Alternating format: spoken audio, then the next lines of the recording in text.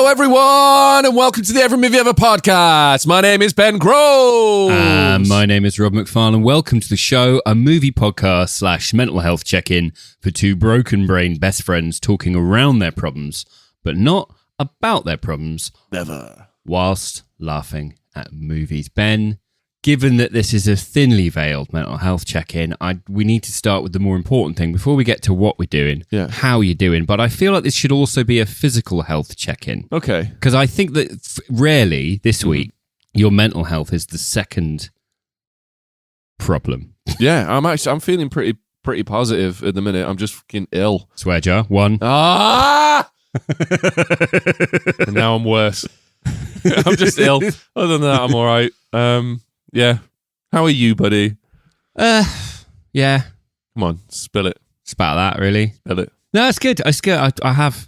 It feels good to have come clean. Oh, I feel so much better. Wow. That's good, man. There we go. There we go. What are we doing this week, Ben? In our quest to cover every David Fincher movie ever, we've locked ourselves in the panic room, baby. Woo-woo. We've got a lot to get through this episode, so we're going to get into how David Fincher doesn't care about this film. Is this the perfect date movie? The 100 ways that David Fincher overprepared this movie. The 101 things that went wrong. Why Jodie Foster is an acting goddess who we cannot relate to. And how David Fincher will always be his worst enemy. Where Fincher at, buddy? Like, what that man do? I've got some notes on this, bud. What Fincher been doing? Do you remember last time when I was like, well, basically he just launched straight into the next film? Yeah. Well, he basically did that again, except amazing. Except he directed a music video for the ever incredible A Perfect Circle. Awesome. For the song Judith. Ooh. Absolutely mint video. Great video. Probably the last use of his Fight Club aesthetic with the bleach bypass process and all that kind of dirty graininess. He was shortlisted by Columbia Pictures as one of the potential directors to helm Spider-Man. Ooh, okay. Get this. His pitch was an older, experienced version of Spider-Man in his adult years. Yeah. Post the adolescent stuff. Yeah. He wanted character-driven, drama-oriented tone. Amazing. With a 10-minute title sequence tackling Peter Parker's backstory and featuring Green Goblin killing Gwen Stacy. Wow. Wow. Okay. He later said of his pitch, I went in and told them what I might be interested in doing, and they hated it. I still kind of want to see that film, man. Right? Well, if you want to see that film, there's a film that never got made called Passengers. And I know some of you out there might be thinking that that's the Chris Pratt and Jennifer Lawrence incel on a boat. But it's not. Yeah. It's a super fun film. Right. It's no, this is set in 1987, and I'll quote, "For 3 years, people on Earth have been subject to the will of the passengers, inverted commas, intangible beings who usurp human bodies temporarily and without warning, and do nothing but play and cause havoc. People being ridden are ignored by others, and when they are freed, the experience by social convention is ignored by all." Ooh. God, I want to see that film. Yeah, that sounds amazing. What? But instead, what if it was set on a spaceship and it was Chris Pratt fuck zoning Jennifer Lawrence? Yeah, to be fair, sentencing her to death because she's a bit fit.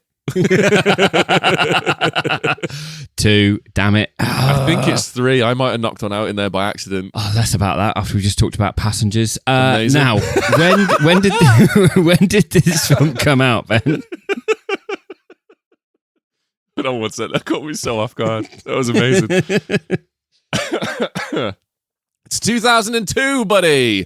Oh, is it? It is. Eminem is providing an era of hip-hop that we won't love as much as it deserves until years later when we've seen how bad it gets after this.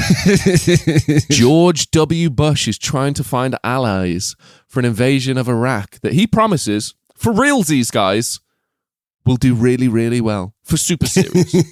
We're all bored of playing Snake on our Nokia 3310s because it doesn't have microtransactions. Yet, we can buy swappable covers for the phone now. Oh, classic. And that's a pretty good time. That's a pretty good time. David Fincher is given $50 million to make The Panic Room, buddy. Woo! It's, again, Panic Room. I know you love slapping a "the" in front of things. Put a "the" in there, you know what I mean? The Beatles makes it better. The Kinks, even better. Kinks sounds off. The Kinks, I'm in. Know what I mean? All right, fine. Yeah. You've seen this film for years, right? You love this film. You've known this film since 2002. No, this is my first time watching it. Shockingly, I've not been massive into Fincher. Okay. A few of his films have caught me, and I've been sort of like, yeah, buddy. Right, okay. This one, hadn't seen it. And in 2024, watching Panic Room for the first time, right, aggressively fine. Super middle of the road. Like, the story is thin and kind of nonsensical at times, and that's fine. I get it. Right. It's entertaining enough to get to the end. Right. But I've been spoiled by decades. Yeah, I was going to say, decades of home invasion movies. Watching this in 2024 is very close to what I imagine the experience of watching Avatar will be like in 20 years. Yeah. Like, this film pushed forward directorial techniques, and like, it was an insane looking film for the time. Yeah. All the stuff that he does in this film is now totally de rigueur. Like, everyone does that stuff, right? Yeah. So, but this is why. Right. But like, Avatar in 20 years, people were like, yeah, and? But it's like, yeah, but at the time, you went to the cinema and it was like fireworks. It was wow. Yeah. 3D was working. Yeah, and? Yeah. This, same. When I watched it, it was a perfectly fine film, but I wasn't like, wow, what a great film Panic Room is. Yeah. But I do remember it being one of the first films I ever watched where the look of the film stuck with me. Oh, okay. Like, suddenly I was aware of more than plot or acting as being part of the ingredients of a film. Yeah. I was like, oh wow, it's also how the frame looks. Like, what's in the frame? How is it composed? It's like me when I saw my first 35mm film. I was like, wow, reds are red, huh? Now, for the benefit of those people that haven't seen this and aren't planning to, or the people that have seen it and just don't plan on rewatching it in order to listen to this episode, we should break down what happens in it. Now, Ben, we spoke about the film earlier, and you were like, Yeah. it's not really much going on in it, is it? It's just a home invasion film. So what I've done this week is I've written a breakdown Okay. with all of the subtext, Okay. and then that way everyone's on board, right? All right, yeah, I'm here. Right? I'm here for it. I'll start. Here's the jingle. We're having a breakdown. Panic Room centers on Meg Altman, a recently divorced woman, and her diabetic teenage daughter, Sarah, as they move into a high-end townhouse in New York City. Imagine that. Imagine someone mentioning you, being like, oh yeah, not my friend Ben, my diabetic friend Ben. That's one of your adjectives. That's like, honestly, I'd be flattered. I'd be like, that man cares about my health. You know what I mean? The house is equipped with an expensive high-tech panic room designed to keep its occupants safe in case of an emergency. This room becomes the focal point of the film when three intruders, Burnham, Junior, and Raoul, break in seeking a hidden fortune in the house, a fortune they are denied by Meg and Sarah's need for safety. Subtext. Okay, I'm with you. I'm hearing what you're putting down. Am I going to pick it up? Let's see. You will if I've written it. Yeah, to be fair. Meg uses the room's advanced surveillance and communication technologies, intercom and Sony CCTV. It's 2002, Ben. Yeah, sorry, my bad. Uses the advanced surveillance and communication technologies to monitor the intruders. But these advantages prove limited as the criminals become more determined and more resourceful. As the situation escalates, Sarah's diabetes becomes a key issue as she requires insulin that is outside the panic room, adding urgency to the narrative. The intruders, particularly Burnham, who is experienced with security systems, try various methods to break into the panic room, starting smart and ending up with brute force as they become increasingly desperate. In the third act, Meg is forced to leave the safety of the panic room to retrieve Sarah's medication. This leads to direct confrontation between Meg and the intruders, ending with Burnham and Raoul now locked inside the panic room with Sarah on the edge of a diabetic coma and Meg outside with a gun. Mm-hmm. Burnham, the most conflicted of the criminals, shows some reluctance to harm Meg and Sarah, but Raoul's more aggressive behaviour highlights the darker, more desperate side of the class he represents. The film concludes with the police arriving just as the situation reaches its breaking point. Burnham, who tries to steal the money, is caught while Meg and Sarah are left physically safe but shaken. To recap, a rich divorcee with too much money buys a house with $22 million in bearer bonds hidden in a safe she doesn't know about inside a panic room she doesn't want. And 3 upstanding, working class, proper blokes walk in. She gets all shirty about it, like a right bitch. Yeah, more upper class propaganda about rich people I can't care about because money makes you not a person. I'd say that's an accurate representation of your feelings, Ben. Kinda. No, I think it's there if you want to pick it up. The idea that their money and their resources makes them safe, and the people outside of the representation of that money and safety are desperate for some safety of their own, but it's in the box. Yeah. And how do you get into that box as a working class person? Do Yeah. you do it by being a monster like Raoul? Do you do it by being an empathetic person like Burnham? As a class allegory, it's pretty thin, but it's there. It is pretty thin, bud. It's pretty thin, but you know. Well, I think it intentionally. Okay. Fincher initially accepted the project because Fight Club, which was his previous film, Yeah. was 150 separate locations. Now, bear in mind how many takes this guy likes. Exactly. Right, yeah, 150 different places. He said his whole experience of Fight Club was just waiting for trucks to be unloaded. Right, okay. And Panic Room was entirely self-contained. Like, Fincher doesn't write his scripts. He doesn't have that kind of interest. What he does is he acquires scripts and goes, no, that's a good test bed for what I want to do. Yeah. And this allowed him to plot out every shot, handpick every single bit of equipment. Oh, that's expensive and new. I've not used that before. I love that. He said to The Guardian in 2002, a movie is made for an audience and a film is made for both the audience and the filmmakers. Ooh. I think that The Game is a movie and Yeah. I think Fight Club's a film. Okay. I think Fight Club is more than the sum of its parts, whereas Panic Room is the sum of its parts. I didn't look at Panic Room and think, wow, this is going to set the world on fire. These are footnote movies, guilty pleasure movies, woman trapped in a house movies. They're not particularly important. That's a bang on representation of how I felt at the end of this film. I was like, that is utterly pointless, but fine. Right. He said, I sort of feel like all movies, you have to go in with the idea that this isn't the one that defines you. Because I think people get too caught up in the legacy that they're leaving. And that's why I like thrillers. This is a popcorn entertainment movie for him that allows him to play with his toys. He's like, give me just one location and all of your equipment, and I will just have fun and like learn some stuff, push myself. I love this. I love all of this. So this is, I mean, for me personally, this was a huge step in a direction that I did not see coming.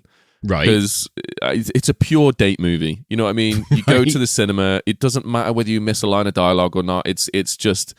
Oh, yeah. You don't turn your brain off completely, but the twists and turns are sort of... You see them coming about half a mile away, right? So you can sort of like... There's a bit of playfulness to it. And I like that. I like those movies. They're fun. Yeah. But Fincher's films before this have gone from like big to bigger, right? Alien 3 to 7, huge step up. 7 to The Game, enormous step up, because now you've got San Francisco as one man's back garden.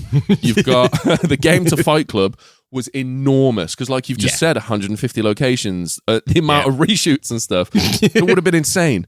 And now you've got this tiny claustrophobic set that like feels minuscule in comparison to all of his other works. Oh, God, yeah. And that's great. That's awesome. It shows that he can do the big and the loud, and he can do the in your face. Mm-hmm. He can do them, and he can do them all well, right? He can do them great. Right. But now he can also do the very quiet and the intimate and the closed off. You are in a fishbowl. The cats are swiping at the tiny fish in this tiny bowl, right? And that's an incredible 100%. thing to do. So Hitchcock, for me, is a big reference here. Okay. That kind of like thriller set with it's all tone, it's all ambience, it's all that kind of nervousness, which you get in a lot of Hitchcock movies, where it's not necessarily what's being shown, it's what's not being shown, and you're like, oh my God, they're outside the gate. Yeah. The joy of this film for me isn't in the plot whatsoever. Right, okay. Like Fincher, Yeah. I see it as a pretty boilerplate. It's a good script. Yeah. It'll do well as a date movie. Yeah. Bearing in mind, he's coming. We kind of look at Panic Room as the follow-up to his magnum opus Fight Club. Yeah. But at the time, this was the follow-up to his massive flop Fight Club Yeah. that critics hated Yeah. and everyone said was a violent celebration of everything that's wrong with toxic masculinity. That's crazy to think about that out loud. Do you know So what I mean? this is him kind of having to go, no, I'm still a safe bet. Yeah. Look, here's your date movie. Yeah. But also, I see this as the first film that looks like a David Fincher film. Right. Seven and Fight Club look very similar. Dirty, noisy, loud. They're quite stylized. Yeah. There's quite a lot of like, I'm just going to call it out for what it is. Peak 90s It's peak 90s. chin stroking in the look. Do you know what I mean? But he's also got this weird 70s grit that it's almost like the, you know, like Bullet and stuff like this, like the old like grit films. It's that done in a higher definition. Both of them are quite reactive styles. Yeah. This film looks like Gone Girl and like The Social Yes. Network and like every other film he does going forward. Okay. This is the first David Fincher looking film, which is a kind of original style. And there's a reason for that. Okay. So the house that this is set in was built on a soundstage in LA All right. by a guy called Arthur Max, who'd just come off the back of Gladiator, right? So he's just designed Yes. like massive sets. And then he's like, do one house. Here's 15 weeks and $6 million, Arthur. Go wild. Wow. So every room in the script was designed for the angles that David Fincher wanted. Okay. The height of the cast Right. was worked in. So it was also, right, so he built this house based on the height of his actors, where his cameras are, the size of his cameras. It's literally a custom playroom for a director. Amazing. He then models the entire house in CG Right. so that he can do the shots ahead of time, called previs, basically, where he has a virtual camera in the CG house. And he goes, right, well, if I put the camera here, what can I see? Where will I need to light? Where can I put my actors? That's incredible. So he makes a low-budget CGI puppet theatre version of the movie first, Right. with how deep the focus is going to be, how bright the lights would need to be. Over 2/3 of the shots in this film were pre-visualized. That's nutty. He wanted the film, he originally wanted the film to be done in pitch darkness, Right. like as dark as possible. Yeah. But then realised that wasn't going to work, so he wanted it barely lit, where like looking naturally dark, but you're still able to see what's going on. That's not the sort of thing you can nail on the day. No. Because especially this is on film. This isn't digital yet. This is his last movie on film. So he doesn't necessarily get to see what the negative looks like until a little while later. Oh, that's a gamble, man. So he gets everything ready. Everything is prepped. Right. And then it all goes wrong. So 18 days into filming, his lead actress, Nicole Kidman, Right. discovers that she's got a knee injury from her last movie, Moulin Rouge, which means she can't work. Outstanding. Like it's killing. There's a Screen Actors Guild strike on the horizon, so he's got to find a replacement rapid. Oh, I see. Jodie Foster quits her position as president of that year's Cannes Film Festival and gets to set with 9 days of prep. Wow. All of Fincher's shots that he's pre-visualized are for an actress who's considerably taller than Jodie Foster. Wait, Kidman's taller than Foster? Yeah, by quite a way. Okay. The laser detector in the door for the panic room is literally lines up perfectly with the height of Jodie Foster's eyes. Yeah. Every time she runs in and out, she keeps blinding herself and not being able to finish the take. She finds out 5 weeks into being on set that she's pregnant. They've now got to shoot around that. Okay. Kristen Stewart's mid-puberty. Right. So she grows about 4 inches from the start of the shoot to the end. Jesus. Okay. But these are all things that like Fincher you can't control. Actor getting a knee injury. You can't control somebody being in puberty. You can't control somebody being pregnant. Not yet, but I imagine the second you can with AI, Fincher's going to be all over it. You know what I mean? And then we get into like Fincher's love for take after take. So like 2,000 unique camera setups. Pulling down the lights, camera, diffusers, electrical. Hold on. Setting up for a new angle 2,000 times on one film. 2,000 individual For this film? For this film, and then also each setup is hundreds of takes. So there's a scene where Raoul God. is trying to smash into the panic room Yeah. from underneath. Yeah. With the from sledgehammer. underneath with a sledgehammer. Yeah. They took 2 days filming that one It's scene. 30 seconds, if that. It's not Yeah. even that. It's not even that. But he wanted take after take. But of course, they've got to reset the ceiling every time he wants to do a new take. How? That's insane. Because he's breaking wood and everything else and plaster. Yeah. They just built huge numbers of ceilings That's insane. and would just slot them in.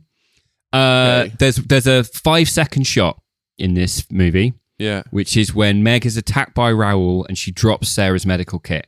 It's Yeah. less than 5 seconds. Yeah. Over 100 takes. That. Okay. Because he didn't want it to look like Meg threw the kit. He wanted to make it look like she lost it, but Right. it also needed to land in frame and in focus for his very narrow aperture, shallow depth of field shot that he'd set up on the floor. Jesus, man. All right.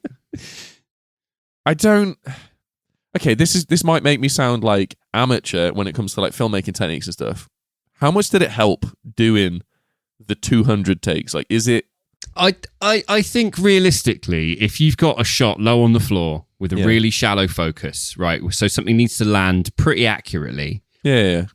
trying to get it so your actor doesn't look like they're throwing it like a ring toss Yeah, into focus, Yeah. but they're legitimately having a fight and dropping it. Right. I don't know how much I care. Same. You see what I mean? Like, how much does Right. it bring to the table when it's less than Right. 5 seconds of the film? But then I think it also helps with that suspension of disbelief where it doesn't look like you're watching someone do acting. Okay, I get that. And when it looks like when you're invested in it, and then suddenly, Jodie Foster carefully tosses a medical kit across the room whilst having a fight with a mental ski mask guy. There was many times that snapped me out of it before that moment, and I'm not going to lie, that was not even on the list of things that might have brought me out of it had it looked like she'd thrown it a little bit. To be fair, it might make sense that she'd thrown it, because it's just sort of like, my daughter's in there, I'm not getting in there, she needs her meds, there you go, get it in. Mm-hmm. You know what I mean? And that it still would have made sense. Yeah. It still would have been like, okay, maybe she can like appeal to the humanity of the criminals that are in the room with her daughter now. Yeah. That would have been fine. There's speaking of this, I've done a little bit of research on Fincher himself, and I've got a quote from him here based on what you've just said. Right.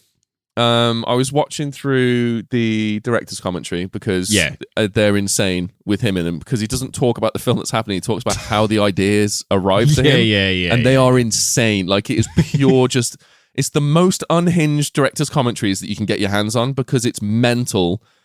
The huge amount of effort he goes through for the smallest things. He's a nerd and I love it. I Yeah, just love the same. fact that I think what Fincher enjoys is the process of filmmaking. Yeah, which is incredible. And he'll just do whatever he needs to do to make sure that he gets another go at the process of filmmaking. Yeah. Figuring out what he can do, because that's what he finds interesting. Yeah, I love that. Can I do this? Will this work? I suppose I'd better pick a script that will let me find out. So the only thing I'll say about it is I watch films to escape, right? A little bit of escapism. Yes. Immerse myself in a universe that's not necessarily my own. It gives me a break from reality. That's Yeah. why I watch film. That's why I like movies rather than films, right? Right. Yeah. I appreciate filmmaking all day long. I'm not a big nerd into it. I'm No, more you- of you like don't- a yeah. in-universe You don't lore love kind of guy. cinema. You're just like, help me turn my brain off so I can not be me. Yeah. And whatever it is, you watch films like you watch YouTube, It could be No, Dr. it's not that at Disrespect all. as much as it could be David Fincher or Nolan. I don't It's think all we the same. I don't think we can watch Dr. Disrespect anymore, buddy. I think That was out of pocket now. But it's more like I love movies. I like films, but I love movies, right? Right. Yeah. So with that in mind, I went looking through the director's commentary, and there's this one bit where he's talking about there's a big propane explosion Yes. inside of the panic room, which was mental. It was one of the main things that pulled me out of the immersion, but it was fine. I can see that, yeah. Yeah, because they wrap themselves in fire blankets and set fire to propane that's actively being pumped into the room. Also, propane sinks doesn't float, so This but is them what I getting mean. on the floor breathing is Yeah. literally the worst place to be. Exactly, but get up, right? Just stand up. It's fine. Anyway, the immersion broken to the side. Fully, yep. Right. After the propane explosion, Fincher chimes in with this thing, and he's talking about the lighting within the panic room. It's obviously like it's lit with fluorescent lights. Yes. And this is a direct quote from him, and it's one sentence. It's going to take me a minute to get through it because it is Oh my God. long. But this is a quote from Fincher regarding the flickering lights in the panic room after the explosion. Right? Okay. We had this flickering light effect because we wanted, after the explosion, we wanted one of the fluorescents to be screwed up in some way, and it ended up being such a hard thing to cut around because you wanted it to be erratic, but sometimes it just felt like when you cut, the lights had been off for too long or were flickering too fast or something. It was one of these things that you think is going to be a really good idea, but it ends up screwing everything up. Yeah. When he said this, I'm sitting there and I'm watching the film and I'm like, if you hadn't have mentioned that entire thought process about how the flickering light is hard to cut around, wouldn't have even clicked. I would not have picked up on the flickering of the light behind Jodie Foster's head in one shot. I think this is why Finch is called a filmmaker's filmmaker, right? Got you. Because the people that really rate Fincher are the other people that make films. Right. And they see what he's done and how hard that is to do. Yeah. Whereas an audience member, it's a little bit like we don't know what's behind the curtain. So we just sit and we watch and we go, oh yeah, fine. Exactly. We view what's presented to us. Yeah. A flickering light on in a shot is in camera. You can't change that after the fact. Yeah. Fincher, in his next film, Zodiac, basically reacts to that flickering light in a big way. Quite a lot of the blood in Fincher movies is no longer practical blood. Right, okay. Quite a lot of objects that are thrown by actors Right. are no longer actually thrown by the actors. Okay. Because if he's going to get 100 takes or something, Yeah. he doesn't want the perfect take ruined by something that isn't really predictable or controllable inside the shot. Right, okay. So like a practical blood splatter, he's like, that actor nailed that performance, Yeah.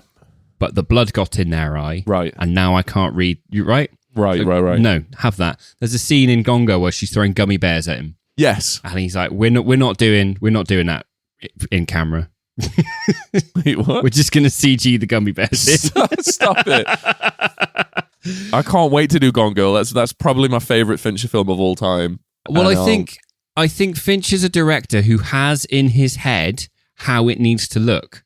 right. And the process of him making a film is him having to explain to everyone else who can't see that what he's going for. Right, okay. And then trying to get it. Going, okay, these are the tools I have. Yeah. I've got these actors, this equipment, this set. This is what I think the shot can be. Okay. And then just trying to get it. I mean, that's... And a flickering light in camera is just a random, uncontrollable element, which is the antithesis of how Fincher makes films. He knows what he wants already. I guess. He's already visualized how and when that light flickers. That's insane to me. Like, that is insane. That's a type of neuroses that's like so focused on every minute, tiny Yeah. detail. That's Because the film already exists in his head. doesn't make sense to me in my brain. It doesn't make sense to me in my brain at all. Like, when we do these shows, we don't sit down and meticulously plan out every single line of dialogue. It's a literal, like, it is Right. headline, and then we waffle Right. and ad-lib and improv for how long? Right. An hour? No.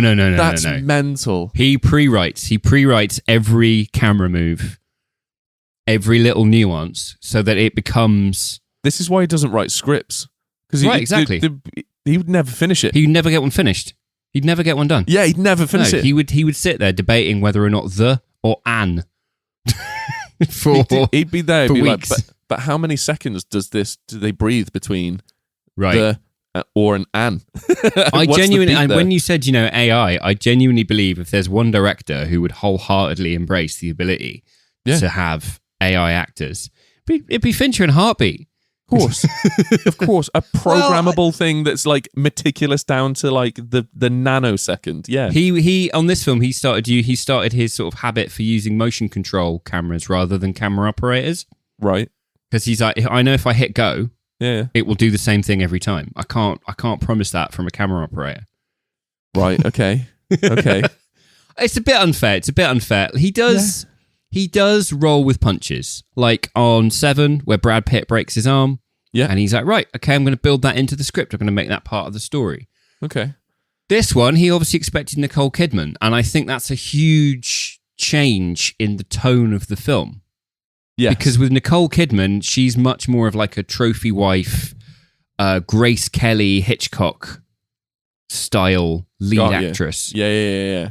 But like Jodie Foster spent a lot of time sort of carving out a little niche of the non-damsel in distress character, right? Yeah. It's no longer, oh my, there's intruders in the house. It's like, go my fucking house. Yeah. 4. No, that wasn't me swearing. That was Jodie Foster in Oh, character as Meg sorry. Altman swearing. Got you, So got you. still got on you. 3. Yeah. Got you. I think it's a huge change to the tone of the movie. I love the fact that Jodie Foster can do the damsel in distress, but also simultaneously be carrying herself as a heroine at the same time. Yeah. I always struggle with Jodie Foster. I've never been like, oh wow, Same. Jodie Foster. I've always known rationally that she's an incredible actress. Incredible. Couldn't tell you a film that I really, really emotionally resonated with her in. I don't think there is one moment where I've ever fully connected with Jodie Foster or right. any of her characters ever. Right. I don't think that's a bad thing. I think that's fine. I think for you, it's because she's a lesbian and therefore you just can't relate. You're like, nah, there's nothing for me there. It's because you're a misogynist, woman hater. It's because she's a strong, capable woman who you're not relevant to, and therefore you're just like, there's nothing for me there. There's nothing for me there. Yeah. Well, I appreciate that little summation of my entire character in one sentence. That is both hilarious and simultaneously devastating at the same time. Thanks for that one, man. But I think what it is, right? There's one character that I relate to more than others, and it's her in Elysium. Right. Okay. Where she's sort of like controlling the immigration of the ring, the Halo, right? Right, okay. Is that because your racism comes out and you're like, yeah, keep them out. Keep them out, Jodie. It's because I don't like people. I'd literally be sort of like, what you Make think? Elysium great again. Mega. I'd be like... I think the only reason that I related to it is because like, if I was in that position, it would just be the people that I enjoyed being allowed on there. What, you think that normal people are going to come on to my mate's ring and use a med bay? Absolutely not. I don't know people. People are terrifying. Off you go. I'm too straight for it to be mates. Yeah, that's fine. You go one way, I go another. You know what I mean? Yeah. But- I feel like if people are going to try and come on my ring, then that's nothing I'm interested in. That's a friendly experience if I've ever seen one. What says Christmas more than your mates just popping over to your ring for a quick shower with some dinner? Do you know what I mean? For a quick med bay. A quick lie down on your med bay. I feel like Nicole Kidman in this would have been a much better film, and I feel bad for saying that. No, I'm but in I the same feel boat. like it sort of lands in the Vertigo Rear Window space. Yeah. Where it's a character arc of a woman who we initially feel isn't capable becoming capable. Yes. And then I'm like, oh, there's some movement there. Yeah. Whereas the second I see Jodie Foster, I'm like, she's going to stab them in the neck with a bit Yeah. of broken pipe. Same. As soon as Jodie Foster was in the panic room and those guys were in the house, I was like, she's not trapped in there with them. Right. They're right, trapped in there with her. Exactly. Like that's just how it goes. And it ends Right. up being that. And I'm like, it's just Jodie Foster being Jodie Foster. She's badass as anything. Don't get me wrong. She is like badass. And she's always capable. It doesn't matter what character she's playing, immediately capable. I never have any sort of Right. shaken faith. There's never a question on whether she's going to be able to deal with whatever situation is thrown at her. And Right. it kind of, in a weird way, ruins Jodie Foster movies for me because it takes Right. any ambiguity away. It's literally just, oh yeah, she wins. End of. So this Fincher was play? like keenly aware of this, right? So one of the early casting decisions was there is a subplot in the movie where she finally manages to get a phone working and she calls her husband. Yeah. Because the police are taking ages and Yeah. the daughter's like, just call dad, he'll Yeah. they know they've got a limited time on the phone. Yeah. And so she calls him, his new wife picks up the phone, and then later in the movie, like, you've forgotten about that call, but he turns up. Yeah. Now, the original casting choice for the husband was Mel Gibson. Yes. And this is I back saw before this. This is back before anti-Semitism issues and all that kind of stuff. And the reason Fincher wanted Gibson is because he was like, it's a stereotypical Hollywood hard man. Yeah.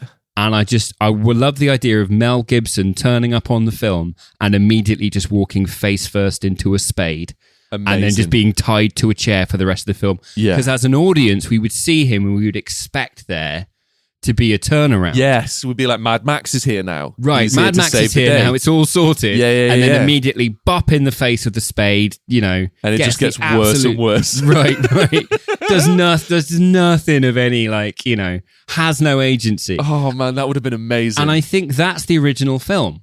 It's Nicole Kidman who were like, oh, wow, that's, Satine from Moulin Rouge. Yeah. Locked in a room with her diabetic daughter. How is she going to cope? Oh, Mel Gibson's here. Oh, no. Oh, my God, I would pay so much money to see that version of the film. So much money. It's unreal. But that's not the one we got. We got It's not. different characterization, and I think the film suffers for it. It does. Nicole Kidman is still in this film, although she's one of 2 cameos that I found in this film. Oh, no. Yeah, she's the voice of the new wife on the phone. Well, I'll scrap that from the game. Oh, no! Should I not do the other one? No. Okay, yeah, don't do the other one. But although I now know you know it, it's fine. Oh, and mate, I'm sorry. No, it's good. It's good. I wasn't ready for this level of prep, mate. It's good. It's good. I'm trying to impress. This is all I do every week. I'm literally like, you teach me so much stuff about filmmaking, makes me super happy, because then when I go watch Tremors, I'm like, yeah, but is the mise en scène really complementing the film? I have never, ever in my life sincerely used the phrase mise en scène, and you know that full well. I have never once gone. I've never mentioned the mise en scène. I think of all the times on the podcast, the phrase mise en scène has come up. It's you using it. To take the piss out of you. I'm so sorry. But yeah, sorry, man.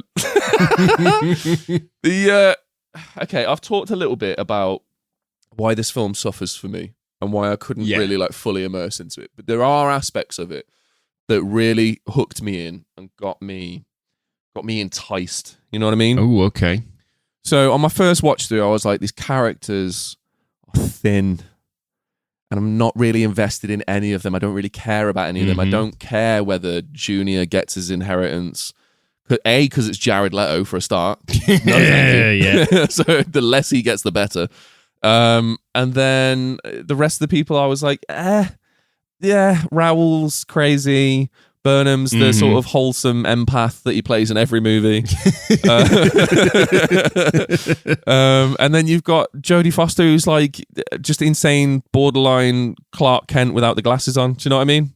Yeah, I feel like you're right about Forrest Whitaker. It feels like Hollywood in the early 2000s pushed him into a really unfortunate typecast role where it's like, he is a black guy, but white audiences, he's got a wonky eye, so he's sympathetic. Yeah, but also... It was like this kind of horrible, that's just a guy, right? And they're like, no, but let's not forget, he's a black guy, but white audiences, don't be scared. We won't have him be a thug because he's got a wonky eye. And I'm like, the amount of racism in the casting decisions that Forrest Whitaker is given. I know. We want you to be a thug with a heart of gold. And people will know you've got a heart of gold because of, Do you know what? the eye thing. Yeah. And he's just stood there looking at him being sort of like, I'm like an actor, right? I'm not defined by my eye. By my race and my eye. Yeah. But but as a white audience, we can feel safe around you because if you ever threaten us, we'll just stand to one side and then we're invisible. There you go. That's it. We'll just move slightly to the left and you will have to crane your neck so fast that hopefully injury. We've escaped. Yeah. But I think it's down to Species, man. When he was in Species, he plays a powerful empath and it's yeah. That's your role now. Yeah, that was it. I think every film Welcome to the after rest that, of your career. for about a decade, he plays like it's either really empathetic or a really sympathetic character who just understands the situation from every point of view. And it's like, oh, he's just a balancing board now. This is what Species has done for him. A sci-fi film about a female alien trying to shag anyone and everything just to reproduce. He was good in Rogue One. He's great in Rogue One. He's incredible in Rogue One. Only time he's not playing a sympathetic empath, he's playing a nutter. And I'm like, okay, I can get behind this. The eye makes more sense now. Right? I love him in that. But the characters, the first time through, very thin, very sort of like wish-washy. I was like, man, I'm not really invested. And then I said to you yesterday, I was like, I need to give it another watch because I need to get something from it. I'm quite negative at this point. I need to get something from it. Yeah. And I went and did some studying, mate. Right. And I've come back to the table with something positive. I think it's a big positive because it's reinvested me into the film. Mm-hmm. So the way the characters are written, Okay. the film that you've just described is probably what the writer Imagined, yeah. David Coep or Cop had in mind. Right. But the film that we've got Junior, who is like the main criminal who's hired in these goons to steal some money he's from an a safe. inheritee from the prior owner who knows he's going to get shafted in the inheritance, Exactly. so he's going to steal the money first. Yeah, so immediately we're all like, the inheritance baby, just desperate to try and elbow his way to the front of the queue to get the money before anyone else does. And it's like, screw that guy. And then you've got Burnham, who's like a blue-collar working dad who's like, I'm going to get in, I'm going to get the money, I'm going to get out, it's going to be good for my family, we're going to be set up for life, it's just I'm in a pinch. Yep. I get this done, no one gets hurt, I'm out, I can forget about it, we're set up for life. I like that. I feel like that's a relatable way to go about it. Then you've got Raoul, who is like, who is the most unhinged person in any of... He's just in it for the love of the game. He just loves shooting people. Like, He's just in it for the love of the game. He just He's loves like, crime. He's got such a chip on his shoulder. Raoul is me if I wasn't cautious of the chip on my shoulder. The class allegory of this is they've got all the money and therefore all the safety. Yeah. Safety and money being 100% the same thing in this film. Yeah. They've got a panic room because they've got money. Inside that panic room is all the wealth to make sure that anyone there can be safe for the rest of time. Yeah. And then there's the three guys outside. One who is the fallen from grace wealth. He's squandered his money. Yeah. One who's sympathetic. He's kind of our audience surrogate as poor people because we're not relating to Jodie Foster. Just going, he needs safety for his family. Exactly. And then there's just Raoul, who's just like, nah. He's the one with the chip on his shoulder that's like, I'm going to eat the rich. That's you. It's you. It's me if I'm left unchecked. I know about the chip on my shoulder. Uh-huh. I know about it. I'm very conscious of it. Yeah. If I wasn't... It's just snobbery in the other direction, but yeah. It's kind of is. That's bad. If you were a rich guy, you'd have a monocle and you'd be like, oh, the pause. I don't think I would. I think if I was a rich guy, You totally would. You totally would because you're a poor guy going, the rich. No, I'm not going the You just rich. look at the other group and go, oh, they're not people. I'm not going the rich. I'm like, just appreciate your privilege. That's fine. That's it. I'm appreciating my privilege. I'm very lucky in most situations. Do you know what I mean? Okay. Yeah, that's all it is. If I was Right. rich, I'd be poor in a week because anyone would be sort of, you got change? You'd be like, nah, I got $1,000. There you go. Yeah, exactly. And then I'd be broke in a week. Exactly. This is why when they talk about trickle-down economics, I'm like, nah. Give millions of pounds, up benefits by a couple of million quid and watch the economy sing. Yeah, it'll go crazy. Because all of that money would be right back up the top in about 3 weeks. That's all it is. Poor people look after poor people because they know how hard it's been, right? And then that's and it. they buy stupid shit, and I know that because I buy stupid shit. Oh, mate, 1,000%. That's 5, by the way. If you gave me £1 million, it would all be... I know, we've had a lot of crabs this week as well, mate. We've had some hideous crabs this Awful week. crabs this week. Awful. Awful There was one eating a bird. Yeah, I saw it. It's outrageous. It's outrageous. disgusting. I never It's have... an armoured spider. It's an armoured cannibal spider that eats its own young by the fistful and like, oh, it's so cute. I'm going to get it. It's a little plushie. No, you're not. No, that's outrageous. That's like having a fucking Jeffrey Dahmer plushie just chilling on your bed. Awful. God's only mistake after Ben. So with David Coep's film in mind, I started looking at it and I was like, okay, so maybe I've got this the wrong way around. Maybe Jodie Foster isn't supposed to be the good guy that she's portrayed to be in the film because let's look at the ex-husband real quick, right? He's an elderly gentleman. He's a very, very wealthy elderly gentleman. And Jodie Foster is playing a jilted ex-wife who has been left for a younger woman, right? Yep. Jodie Foster's not an old person in this at all. She's not an older woman at all. She's what, like she's 30s, 40s, yeah? Yeah. Spending millions on a house in New York, yeah. How Happy relatable. And but then I started thinking, okay, so this gentleman, I'm not entirely sure that when he made his money, Jodie Foster would have been the first one there. Right. Because when she's asked about what she does for a living, she says, "Oh, I'm just going back to school." yeah. Just gonna go back to school. retraining. Yeah. And the realtor who's like, "You should buy this house. He can afford it." And I was sitting there and I'm like, okay, so she's buying an outrageously expensive house, which is far too big for two people. Far too big, just to spite an ex-husband who's left her for a younger woman. And I get that. But also... her child is going to grow up believing in ghosts just because of the size of the house that she's buying. Yeah, 1,000%. 1,000%. I mean, she's going to grow up needing therapy after the events of Panic Room. Let's not lie. Yes. You know what I mean? Yeah, she's going to inherit her mum's claustrophobia, that's for sure. Yeah. And then and then it got me thinking, so what's different between Junior, the main criminal who's trying to elbow his way to the front of an inheritance queue because he feels like he's entitled to that money, and Jodie Foster, who's spending millions of her ex-husband's money out of spite because she feels that she's entitled to it for being left for a younger woman. And I'm like, oh my God, it's the same coin, just on a slightly different timeline. Those two are like match and match. I don't like Jared Leto's character. I hate Junior. I'm not a big fan of Jodie Foster's character, but that's for different reasons. Right, yeah. And then I started looking at like, okay, so where does everyone else fall? Where does Kristen Stewart's character fall? And who is she related to in terms of the criminals, right? Right, yeah. I think Forrest Whitaker, Burnham, and Kristen Stewart would be matched equally because they're both... on the morality play. Play, yeah. They're both sympathetic to the other side. They understand the situation. They also don't want anyone to get hurt, right? Mm-hmm. They're also terrified. Both of them are terrified. And that's completely relatable. And I like those two characters much more now because I can see it that way. Where does Raoul fall on this, bud?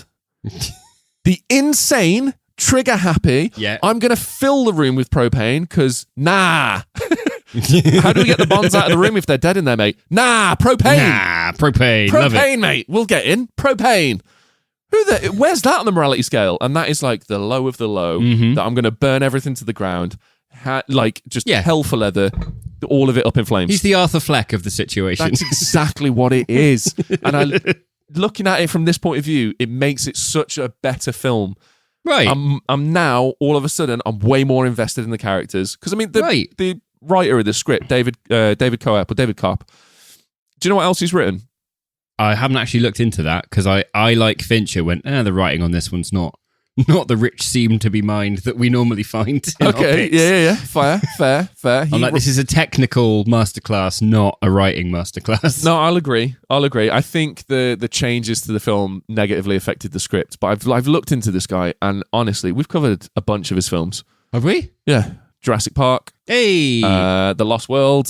Hey. You mentioned Spider-Man earlier. He wrote the original draft for Spider-Man 2002. Hey. He also wrote Death Becomes Her, which is a great film. Mint film. Yeah, great film. War of the Worlds in 2005. Terrible film. But super fun.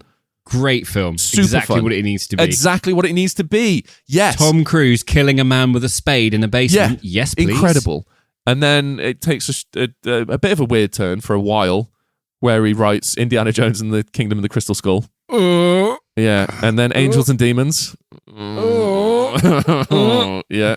Let's be fair, there's no way he's the only writer on those films. He's a team of 20. Oh, yeah, there's a few. There's a few on them. Yeah. And then he sort of spins it all back around with the 2017's The Mummy. There you go. I mean, I hear what you're saying. I mean, essentially, I think to sum up your take on it, it's about a rich divorcee with too much money who buys a house, and then three upstanding working class blokes walk in. She gets all shirty about it like a right bitch. Yeah, that's the one. Yeah, that's the one. But because she's a rich person, money makes her not a person, right? They're not after her stuff. They're after their own stuff. It's just in her panic room. And if the escrow had gone through as it should have in 2 weeks, which is, as we all know, escrow only works on business days. Thank you, Jared Leto. Idiot. I just on the Jared Leto point, I adore the fact that David Fincher clearly hates Jared Leto as much as we do. Yeah. Because every single film, he's like, no, you're doing your own stunts. Yeah. And we're going to set you on fire. Yeah, also... we're going to have you hideously burned. Yeah. Also, you get the absolute mince kicked out of you in this one, bud. So enjoy this one. We're going to do 110 takes of this one. And then, my new film, you're in it. Also, you get shot in the face twice. 48 takes of that one, please, buddy. Let's go. One of our very valued listeners got in touch with a story. One of their friends is working on a Jason Statham movie at the moment. Okay. And Jason Statham is also a producer on the film. And Jason Statham kept doing did about 30 takes of this one shot because he really wanted to get it right. Okay. And the shot was him kicking another man in the balls. I do the same. I would 1000% do the same. It's like, you're going to get your money's worth. Yeah, you have to. I hear that this film doesn't really connect. You're 22. You're 22 years too late to the party. Yeah, I am. But I do think it's an important movie for Fincher because it's where he defines his look. But it's also another repeated. Every time I read an interview with Fincher, he says the same thing about every movie. And it's like, how many times do we need to teach you this lesson, old man? He's his own worst enemy when it comes to letting go. Yeah. So do you remember on Seven, we were talking about Darius Khondji, the incredible cinematographer? Yes. Who makes everything look brilliant. Yeah. Incredible. So he was on this movie. Was he? Yeah, for 2 weeks. Oh, no. He was supposed to sort of come in and help sculpt the underlit design of the thing. Fortnight in, he got replaced by Conrad Hall Jr. And Fincher says it's his own fault. He says Darius is not a light meter jockey. He wants to be part of the decision-making process. This movie did not allow that, and it was incredibly frustrating for him. Right. Darius makes films, but Panic Room is a movie. Right, yeah. There you go. So he's come in, he's gone, all right, David, what are we doing? And David's like, we're not doing anything, mate. I've done it all. I've got 2/3 of this film pre-visualized. I know what lens I'm using, what angle, how I'm lighting it. Off you pop. Oh, point and shoot, buddy. Welcome to the show. Yeah, you see that there? Right. Stand in front of it and do exactly what I tell you to do. And he says about this movie, it was just over-controlled. You know, he said it completely removed the authorship by the actors. You need that. You need someone to go, you're missing something here. Right. I want people to feel like they can stop the train and say that. Right. This was not the film for that. As an actor, actually, you know the guy who plays the drill sergeant in Full Metal Jacket? Yes. R. Lee Ermey, right? So he's in Seven. And he is. He talks about David Fincher working with David Fincher on Seven. He goes, this is him about David Fincher, goes, he's afraid to take chances. He's afraid to let anybody change one word in the script. He wants puppets. He doesn't want actors that are creative. If you're not worth a shit at acting and you're not creative, then I would recommend you go work with David Fincher because he won't let you act, even if you're a fucking good actor.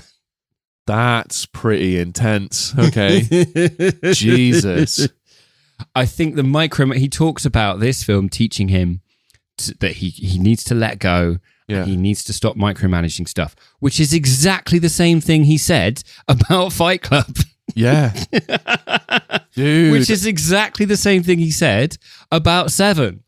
This is crazy, though. It makes him so relatable because, you know, when we do creative stuff and then we send it back and forth like 8 or 9 times Yeah. and go, is there anything we can tweak here? Yeah. And it's like, yeah, there's hundreds of things. And then we tweak it and it makes literally no difference to anyone but us. Yep. Look at socials videos. They take a good few hours. I was up until 3 o'clock in the morning the other day making one. Do you know how many people saw it? Fuck all. Couple hundred people. Yeah. Couple hundred people. It took me about 4 hours to do that one just because it was fun. And every time I watched it, I was like, yeah, but maybe if I switch it out for this. Do you want to know how much this made? Yeah, hit me. So this is David Fincher's highest grossing film since Seven. Okay. It made twice what Fight Club made. Jesus Christ. It made nearly twice what The Game made. That's understandable, but okay. And it 2/3 of what Seven made. Wow. It cost $2 million less than Fight Club. Okay. And made twice the profit. This made $196 million. Jesus Christ. This was a massive hit. Jesus Christ. Massive hit. I wish I would have seen this in 2002 because it would have blown my mind. In 2002, I would have probably seen 2 home invasion movies, and that would have been it. The look of this film, I cannot get over. This film looks 100 times better than any Christopher Nolan movie, shot for shot. Okay. Christopher Nolan does incredible spectacle. Yeah.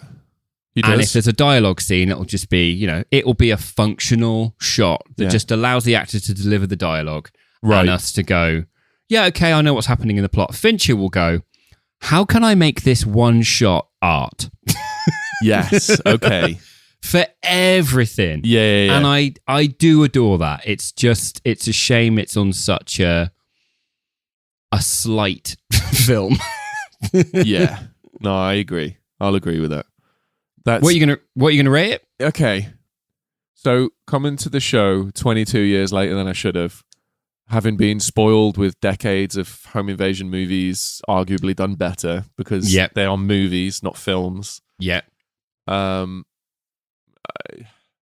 gonna have to put it bang in the middle of the road because it took me 2 watches to get anything from it. But when I did get something from it, it was fun. Right. So I'm gonna give it a 5. Oh, that's fair. That is fair. This plays so much to we've got the cameras we use for social media Yeah. and getting the focus right so that the background's just blurry enough, Yeah, but not yeah. too blurry. Yeah. And then getting the lights just right so that I don't look like my naturally salmon pink self, Right. but also that everything else looks normal Yeah. is a nightmare. And that's one shot that I've had years of practice at, and I'm still Yeah. the idea that Finch has done that 2,000 times. Yeah, in the space And it's of a come few out- months is And outrageous. it's come out looking like this. I'm just like, That's outrageous. for plot, it's a 4. Yeah, entertainment-wise, I'm going to give it a 5. Filmmaking-wise, I'll give it a 10 because it's insane. But that's so I have to go with a 7 or an 8 right, got you. because just the sheer artistry of I'm going to make every frame a painting Yeah. is incredible. I can open this film, skip to any frame and go, that looks mint. Yeah. That looks mint. Yeah. That looks mint. There's a scene, there's a wide shot of them, and it's a wide shot of the room, and there's the 3 people all stood around the room, and there's little details like Raoul stood in front of a doorway, Right. which has got a very dim light on in the other room, so you can see the silhouette of his head, even though he's wearing a black ski mask. And I'm like, Got you. that's not an accident. No, that is not an accident. That is a very meticulous thing that's been planned out for weeks before even looking Yeah. at an actual light. So I'm gonna go 8. Okay. As a piece of filmmaking, it's an 8. As a story, it's a 4. Sound. That makes sense. I can agree with that. Do you want to play a game? I'd love to. Panic Room Trivia Quiz, getting all the bits of trivia, mopping up all the gravy from the plate that we've not managed to get through in there. Oh, yes. So I'll start you with an easy one. Yeah. Nicole Kidman crashed out of this film. Yeah. But do you know where else she appears in the film, Ben? I wonder, do you know? Do you know where else she has a cameo? Oh, she's the voice on the phone. She's the new wife. Oh, wow. The voice on the phone. Yeah. Yeah. Wow. Yeah, no, that was a good spot. I was as impressed as I was infuriated that you already got that one. Okay, next one. Okay. The sleepy neighbor that they managed to rouse from his sleep across the room. You mean the Prince of Porno? The what? The Prince of Porno. Why is he the Prince of Porno? And the director's commentary, they call Andrew Kevin Walker's cameo the Prince of Porno. Why? Could not tell you. Could not tell you. Could not tell But yeah, you. you're right. That is screenwriter of Seven Yeah, and script doctor on Fight Club, Andrew Kevin Walker. it is. So there's the 2 I know that you know. Okay. Who was originally cast as Raoul? Ooh. I'm not sure. It was Maynard James Keenan, lead singer of Tool and A Perfect Circle. Shut up. Yeah. Okay. He had to turn it down because of touring commitments to Tool. But that would have been excellent. That would have been incredible. That would have been so good. Yeah, that would have been amazing. I would love to see him play an unhinged criminal. Right. Dwight Yoakam does the role perfectly. There's absolutely nothing that Dwight Yoakam does that I dislike. But it would have been a nice little get. Now, speaking of aspects of the film that got you enticed, Ben, Yes. Kristen Stewart says she has plenty of fans from this film. Why? I don't even want to know the answer. Bearing to in this, if I'm mind, honest. she's a young teenager in this. This is Ben. what I mean. I don't want to know the answer to it because I feel like it's going to be wildly upsetting. It is. I don't know. Kristen Stewart has said that because of the close-up scene of her toes, Nah. she has gotten plenty of fans that say they like her feet. That's disgusting. She's a literal child in this. I don't know how you approach an actress in person and say, I really appreciated the close-up shots of your feet in that film you made when you were a child. Nope. Nope. But clearly, there are people out there who are happy doing that. That's the worst. That's one of the worst things that I can think of. Can you imagine being a fully grown adult actor and then having some lech just creep up to you at a convention and being sort of like, I saw Panic Room and I've been a fan ever since. You're like, oh wow, thank you so much. Yeah, it was one of my, it was my early roles. I was quite young in that. You've got really nice feet. I'd be like, wow, okay, so this man's a predator. Security. Anyone around? Can someone check this man's basement because he might have skin lamps? Do you know what I mean? That's insane. Yeah. No comment corner this week, buddy, because we've got a special episode next week. We do. We're going to be taking a break from covering movies, and we're going to have an open chat about the future. The future. We're going to do a little bit of a mental health check-in, and then just have a full focus on that. Hit the reset button just for 1 week. Yeah, and just we got some stuff we need to address, and we think it'd be good. It's still going to be fun. It's still going to be, we might trigger warning for severe conflict, but it's good. It needs to be done, and I think it will be healthy. We've also got a big stack of comment corners, so if you've written into us recently, it's not that we're ignoring you, it's that we're saving it up for an episode which will make sense once you've heard it. Yes. I do have to say, though, we are not only available here this week. Okay. What do you mean? We are also available on the No More Late Fees podcast. Yes, we are. Absolute belter of a show over there. Really good. We had the pleasure and the privilege of joining them on their show to discuss The Grudge with Sarah Michelle Gellar from 2005? Yeah. 2004? Yeah. Great show. Go head over to More Late Fees and have a listen to that one over there. 100% do. Jackie and Danielle are incredible at what they do. Their show is very different to ours, but I think it worked harmoniously, and I think we weren't too chaotic. I really hope we weren't too chaotic. We do have priors for just turning up on someone else's show and being like, hello. We don't have to edit this week. Here's a joke about Hugh Jackman. Do you know what I mean? Yeah, we do that a lot. But it was fun. It was chaotic. And it's not the best Grudge film, but it's the best podcast about The Grudge 2004. So it is. Right? Objectively. Guys, that is unfortunately all the time we have this week. Thank you so much for hanging out with us. It has been an absolute pleasure. It really does mean the world to us. We love you all from the bottom of our hearts. We really, really do. Ben is now going to thank you for spending an hour of your week with us, especially at the start of the week, by wrapping up the thoughts, feelings, and subtext of this movie into a little Monday motivational pep talk for you to attack your week with, while I just do what society always tells you to do and consume. I'm ill this week. I'm going to keep it short. All right.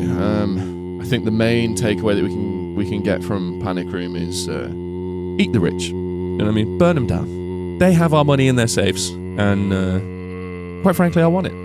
Junior ain't going to get us in there because he is a literal idiot. But what will get us in there is a sledgehammer and propane. So just as a quick recap. Panic Room's a rich divorcee with too much money buys a house with 22 million in bearer bonds hidden in a safe she doesn't know about in a panic room she doesn't want. The three upstanding working class proper blokes walk in. She gets all shirty about it like a right bitch.